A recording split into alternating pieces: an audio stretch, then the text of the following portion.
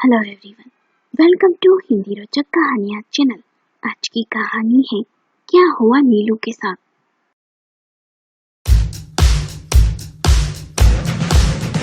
नीलू वर्मा जी की इकलौती प्यारी लड़की।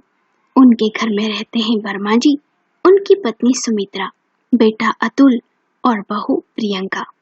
प्रियंका बहुत ही अच्छी और संस्कारी थी। कम समय में ही अपने सास ससुर की चहेती बन गई थी। नीलू को बचपन से ही बहुत लाड़ प्यार मिला, जिस वजह से वो थोड़ी जिद्दी और गुस्सैल किस्म की हो गई थी। छोटी छोटी बातों पर मुंह फुलाना उसका स्वभाव बन गया था। इस बात से वर्मा जी और सावित्री दोनों थोड़े चिंतित रहते थे। कई बार सावित्री बातों बातों में नीलू को नसीहत दे देती कि अपनी भाभी की तरह बन नीलू, एक दिन तुझे भी विदा होकर ससुराल जाना है। इस बात से नीलू चिढ़ जाती। इस वजह से वो अपनी भाभी प्रियंका से भी कटी कटी रहती थी। डिनर करने के बाद नीलू अपने कमरे में जाकर सो गई। वो सबके सोने का इंतजार कर रही थी। लगभग रात के 12 बजे के आसपास नीलू को एक मिस कॉल आया, जिसे देख उसके होठों पर मुस्कुराहट आ गई। फिर नीलू दबे पांव अपने कमरे से निकली। माता पिता और भाई भाभी के कमरे के बाहर से निकल कर देखा कि सब सो गए या नहीं। जब वो पूरी तरह आश्वस्त हो गई कि सब सो गए तो दबे पांव छत पर जा पहुंची। वहां पहले से ही मुकेश उसका इंतजार कर रहा था। उसे देख नीलू के दिल की धड़कनें तेज हो गई थी। मुकेश नीलू के पड़ोस में अपने माता पिता के साथ रहता था। ग्रेजुएशन पूरा हुए 2 साल बीत गए थे। अब भी नौकरी की तलाश में था। उसके पिता एक मामूली सी प्राइवेट कंपनी में नौकरी करते थे। अधिकतर कॉलेज आते जाते समय तो कभी छत पर दोनों की नजरें टकरा जाती थी। पहले दोस्ती हुई और फिर वो प्यार में बदल गई। कुछ देर दोनों ने बातें की। फिर नीलू ने अपने पर्स में से एक गिफ्ट निकाल कर दिया, जिसे मुकेश ने खोलकर देखा तो बोला, अरे यार, रुपए नहीं है, पर्स का क्या करूंगा मैं? माँ की दवा लानी है, उन्हें अस्पताल लेकर जाना है, ऊपर से नौकरी भी नहीं मिल रही। सारा भार पापा के ऊपर आ गया है। इस महीने तो रुपए भी खत्म हो गए। कैसे होगा सब नीलू? उसे परेशान देख नीलू ने कहा, अच्छा चिंता मत करो मुकेश, तुम परेशान से अच्छे नहीं लगते। ये लो 1000 रुपए, मुझे कल ही भैया ने पॉकेट मनी दी थी, तुम रख लो। मुकेश ने कहा, नहीं नीलू, मैं कैसे, और फिर तुम क्या करोगी? नीलू ने कहा, अरे मैं माँ से मांग लूंगी। वैसे भी हर महीने मुझे 5000 रुपए देते हैं पापा, या तो उनसे मांग लूंगी। मुकेश ने कहा, मैं तुम्हें जल्द ही लौटा दूंगा नीलू, बस एक बार नौकरी लग जाए। तुम सच में बहुत ही अच्छी हो। नीलू ने कहा, तुम भी बहुत ही अच्छे हो मुकेश। दोनों का मिलना जारी था। अक्सर नीलू मुकेश की परेशानी देख मुकेश को रुपये दे देती थी। कभी माँ से, कभी पापा से, तो कभी भैया से। कोई न कोई बहाना बनाकर मांग लेती और मुकेश जल्द ही उसे लौटाने का वादा करता। एक दिन सुमित्रा ने नीलू से कहा, नीलू, आजकल तेरे खर्चे बहुत ही बढ़ते जा रहे हैं। नीलू ने चिढ़कर कहा, माँ, अब मैं छोटी बच्ची नहीं हूँ, समझी? कॉलेज में हूँ तो खर्च तो बढ़ेंगे ही ना। और उठकर चली गई। ये बातें प्रियंका ने भी सुनी। उसे अच्छा नहीं लगा। जब प्रियंका ने उसे समझाने की कोशिश की तो नीलू ने उसे बुरा भला कहा। इस घटना के 3 दिन बाद नीलू मुकेश से छत पर मिलने गई। उसने देखा उसकी आंखों के पास चोट के निशान हैं, जिसे देख नीलू घबरा गई और बोली, मुकेश, ये क्या हो गया? मुकेश ने कहा, अरे छोड़ो ना नीलू ये सब। नीलू के बार बार पूछने पर मुकेश ने कहा, वो कैसे कहूँ, पिताजी ने एक आदमी से कर्ज ले रखा था, वो उसे अब तक चुका नहीं पाए, और वो आदमी नामी गुंडा कल्लू है। उसने मुझे रास्ते में घेर बहुत मारा। 2 दिन का समय दिया है रुपए लौटाने का, नहीं तो जान से मारने की धमकी भी दी है। ये सुन नीलू घबरा गई और उसकी चोट सहलाने लगी और बोली, अब क्या करोगे? मुकेश ने मायूसी से कहा, कहाँ से देंगे इतना रुपया? पूरे 2 लाख हैं। 1 लाख का इंतजाम पिताजी ने कहा है वे कर लेंगे, पर 1 लाख? नीलू ने कहा, अच्छा मैं देखती हूँ, तुम्हारी कोई मदद कर सकूं। तुम चिंता मत करो मुकेश, सब ठीक हो जाएगा। मुकेश ने कहा, मुझे तुमसे रुपए लेना अच्छा नहीं लगता नीलू, पर क्या करूं यार, मजबूरी है। कहते हुए उसकी आंखें नम थी। नीलू छत से मुकेश से मिल नीचे आ गई। वो बेहद ही बेचैन थी। 1 लाख रुपए कहाँ से लाएंगे? बैठे बैठे सोचने लगी। फिर उसे याद आया, कल ही पापा ने कोई जमीन का सौदा किया था और तिजोरी में 20 लाख रुपए रखे थे। क्यों ना उसमें से 1 लाख निकालकर मुकेश को दे दूं। नीलू दबे पांव अपने माता पिता के कमरे में गई। वो ये बात अच्छे से जानती थी कि माँ तिजोरी की चाबी तकिए के नीचे रख सोती थी। उसने धीरे से चाबी निकाली और तिजोरी वाले कमरे में गई। तिजोरी खोल ही रही थी कि कमरे की लाइट जल गई। वो डर गई। उसने पीछे मुड़कर देखा तो उसकी भाभी खड़ी थी। भाभी को अपने सामने देख वो सकपका गई। मुंह से शब्द ही नहीं निकल रहे थे। प्रियंका ने पूछा, तुम इस समय यहाँ क्या कर रही हो? तुम्हें अपने कमरे में होना चाहिए। नीलू ने हकलाते हुए कहा, वो मुझे कुछ आवाजें आई तो मुझे लगा कहीं कोई चोर तो नहीं, इसलिए पूरे घर में देखकर तसल्ली कर रही थी। प्रियंका ने कहा, अकेले इस तरह किसी को जगा भी सकती थी ना? नीलू ने चिढ़कर कहा, मैं आप जैसी डरपोक नहीं हूं। प्रियंका ने कहा, वैसे मुझे वो चोर मिल गया। ये सुन नीलू ने कहा, क्या क्या मतलब? प्रियंका ने कहा, तुम ही तो वो चोर हो जो खुद अपने घर में चोरी कर रहा है। नीलू ने गुस्से से कहा, दिमाग तो सही है ना?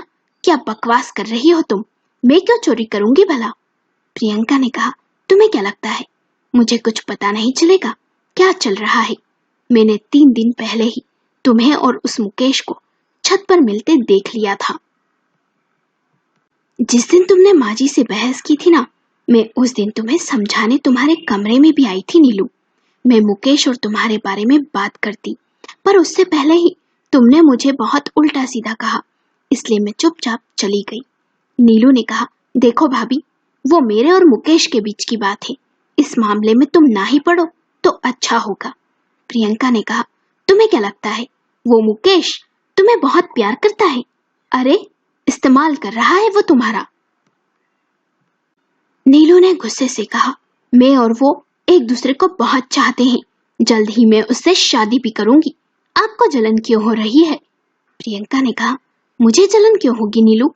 तुम मेरी बहन समान हो। पहले तुम कुछ ये रिकॉर्डिंग देख लो, फिर शायद तुम्हारी आंखों पर से पर्दा हट जाए। प्रियंका ने उसे दिखाया, जिसमें एक पब के बाहर कुछ गुंडे मुकेश को मार रहे थे और कह रहे थे, जुआ खेलने के लिए हमसे 1 लाख रुपए लिए और अब यहाँ मजे कर रहा है। 2 दिन में रुपए लौटा देना, नहीं तो तुझे नहीं छोड़ेंगे। दूसरे रिकॉर्डिंग में मुकेश एक खूबसूरत लड़की के साथ कार से उतरकर एक 5 स्टार होटल में जा रहा था। ऐसी 2-3 रिकॉर्डिंग और भी थी। प्रियंका ने कहा, जानती हो ये लड़कियां कौन है? अमीर बाप की बिगड़ी हुई लड़कियां जो मुकेश के साथ समय बिताती है और मुकेश बदले में उनसे रुपए लेता है। ये है मुकेश का असली चेहरा। और एक है, वो भी देखो। उसमें मुकेश के पीछे एक लड़की भाग रही थी। मुकेश उससे चिल्लाकर कह रहा था, कहा ना नहीं कर सकता तुझसे शादी। उस लड़की ने कहा, तुमने मुझे बेवकूफ बना बनाकर रुपए लूटे और अब जब मैंने देना बंद कर दिया तो मुझसे पीछा छुड़ा रहे हो। मुकेश ने कहा, हाँ किया मैंने ऐसा, यही मेरा काम है और शौक भी, अपने प्यार के जाल में फंसाकर रुपया वसूलना। और तुम जैसी लड़कियां बेवकूफ भी बन जाती है। अब जाओ यहाँ से, जो बन पड़े वो कर लो, मैं तुमसे शादी नहीं करूंगा। वो सब देख नीलू हैरान थी। अब उसे समझ आया कि हर बार मिलने पर वो उससे रुपयों की ही बातें क्यों करता, अपनी गरीबी और लाचारी का ही रोना क्यों रोता। और वो चोट का निशान, माँ की बीमारी, सब नाटक था। प्रियंका की आवाज से उसकी तंत्रा टूटी। प्रियंका कह रही थी कि मैं जानती थी कि मैं तुमसे कुछ कहूंगी तो तुम मेरा यकीन नहीं करोगी, इसलिए एक जासूस उसके पीछे लगाकर सब कुछ पता करवाया मैंने, जिससे सच तुम्हारे सामने ला सकूं नीलू। आज ही मेरे पास सब सबूत आ गए थे, पर तुमसे बात करने का मौका ही नहीं मिल रहा था।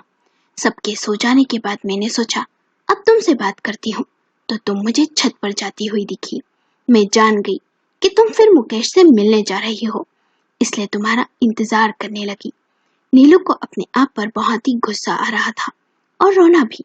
वो रोने लगी तो प्रियंका ने उसे अपने सीने से लगा लिया और बोली, अब भी कुछ नहीं बिगड़ा है नीलू, मुकेश को अपनी जिंदगी से निकालकर बाहर कर दो।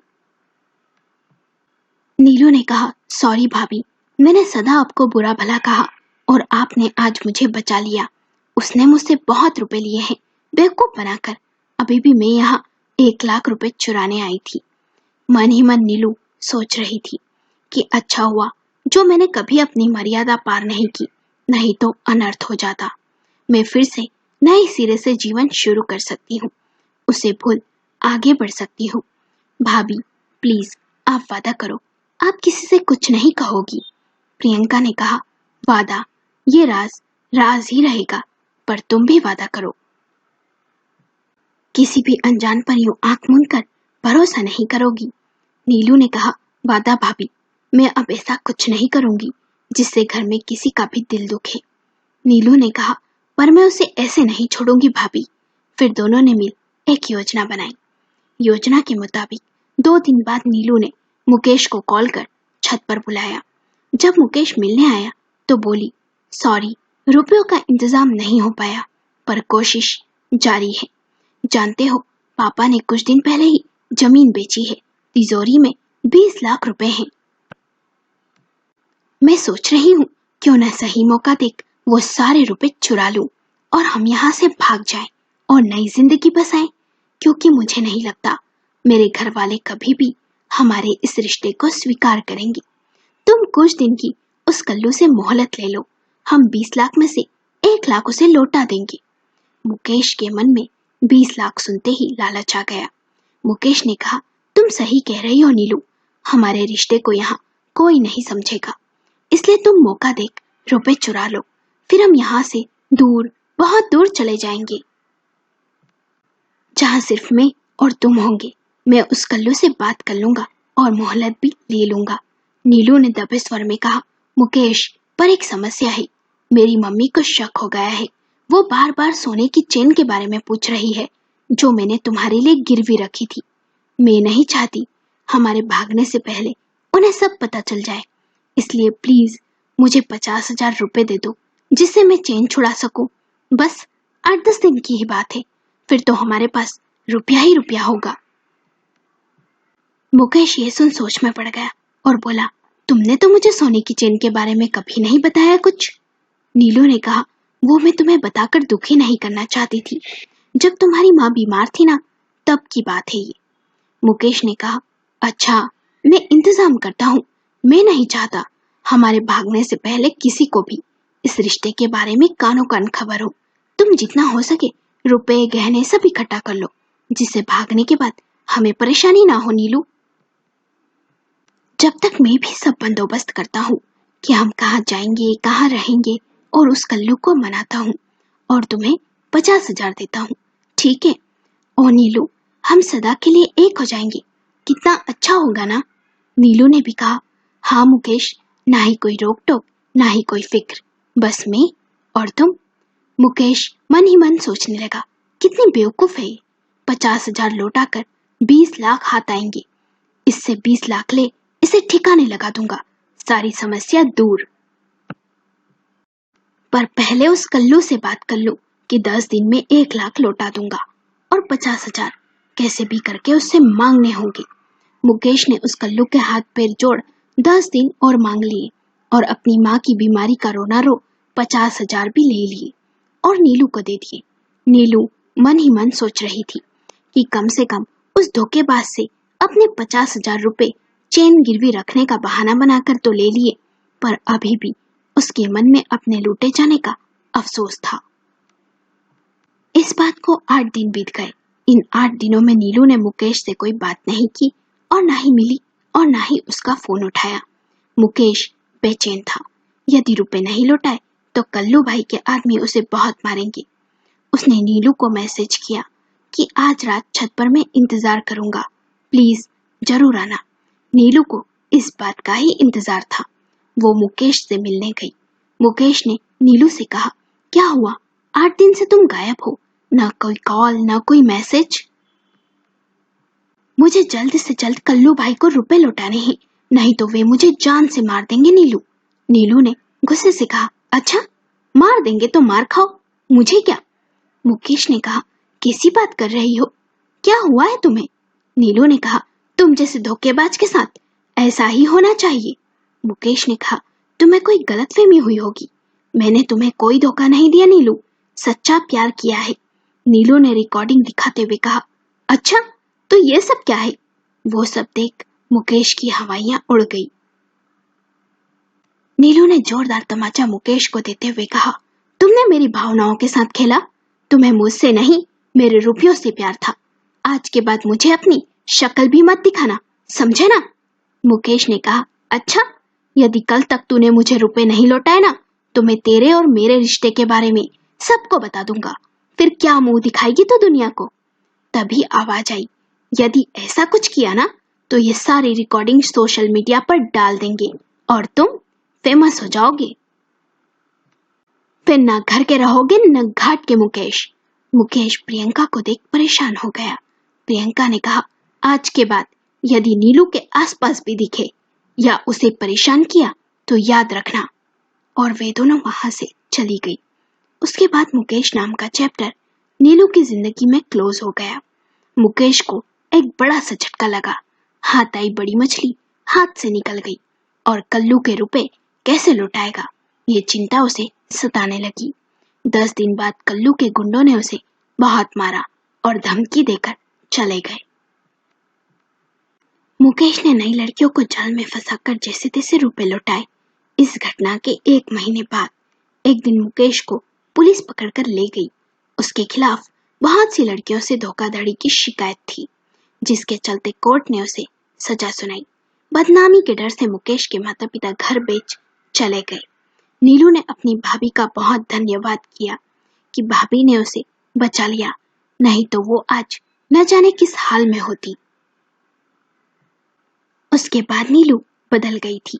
वो जान गई थी परिवार और रिश्तों का महत्व क्या होता है और किसी अनजान पर आंख बनकर विश्वास करना कितना भारी पड़ सकता है। प्यार करो, पर प्यार में इतना अंधे भी मत हो जाओ कि सही गलत तक ना समझ सको। दोस्तों, अगर आपको कहानी पसंद आई हो तो कमेंट बॉक्स में YES जरूर लिखें। आपको कहानी कैसी लगी हमें अपने विचार कमेंट करके बताएं।